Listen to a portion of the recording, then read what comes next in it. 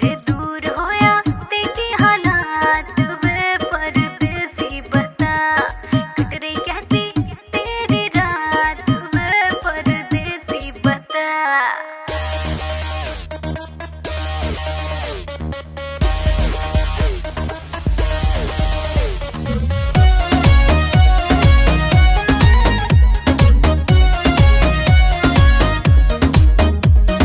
छोड़ गई दिल तोड़ गई, चल कोई नहीं, मैं तड़पा और तू रोई नहीं, चल कोई नहीं।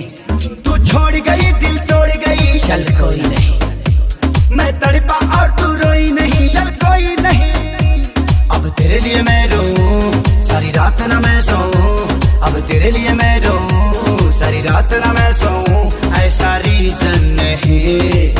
तुझे क्या लगा मुझे छोड़ देगी और मैं मर जाऊंगा? घंटा तू लड़की है कोई ऑक्सीजन नहीं,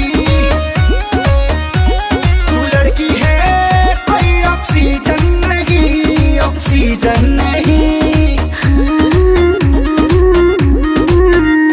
मैं पड़ा था तेरे प्यार में, तुझे मान के बेबी अपना, तुझे डेट किया तेरा वेट किया, देखा तेरा ही सपना, हर पल तेरा मन केयर किया, हर बात तेरे से शेयर किया, और तूने बेबी कहीं और अफेयर किया। हाँ जो दिल पे लगा तो डिटॉल, ये गम तेरा कम जाएगा, छोड़ो गुस्सा रखो फीलिंग फेज में, ये प्यार फिर से जम जाएगा। रंग दी दिल की दीवारी वाइट पेंट से, तेरी यादों को धोया डिटर्जेंट से।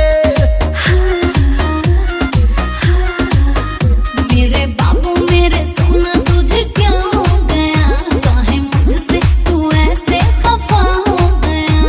अब दिल से दिल ये मिले फिर प्यार के फूल खिले, ऐसा सीजन नहीं। तुझे क्या लगा कि तू छोड़ के चली जाएगी तो मैं सूखे पत्ते की तरह बिखर जाऊंगा? घंटा तू लड़की है कोई ऑक्सीजन नहीं,